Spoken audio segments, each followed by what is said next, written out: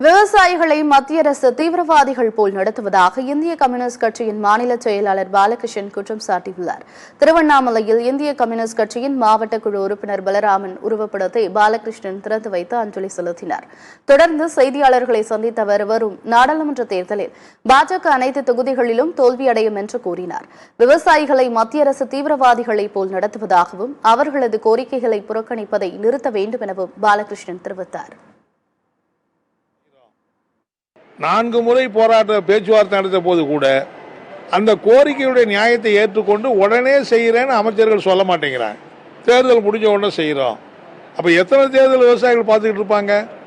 எனவே மோடி அரசாங்கம் எப்படி விவசாயிகளுக்கு விரோதமான அரசாங்கம் என்பதை, அதனால் இன்னைக்கு விவசாயிகள் எப்படி கொந்தளித்து போயிருக்காங்க என்பதை நாடே இன்னைக்கு பார்த்து கொண்டிருக்கிறது. அப்படி போராடக்கூடிய விவசாயிகளை டெல்லிக்கு வரக்கூடாதுன்னு ரோட்டையே குழி தோண்டி வெட்டி போடுறது, இதெல்லாம் தீவிரவாதி அமைப்புகள் ஒரு காலத்தில் செஞ்சுக்கிட்டு இருந்தா சொன்னாங்க. இப்போ அரசாங்கமே விவசாயிகளுக்கு எதிராக தீவிரவாதி மாதிரி ஆகி இன்னைக்கு ரோட்டை குறுக்க வெட்டி போடுறது, முள்ளு கம்பியை போடுறது, ஆணியை ரோடு பூரா அடித்து வைக்கிறது, இது என்ன நாட்டில் அரசாங்கம் தான் நடக்குதா, ஒரு சர்வாதிகாரம் நடக்குதா என்றே தெரியவில்லை.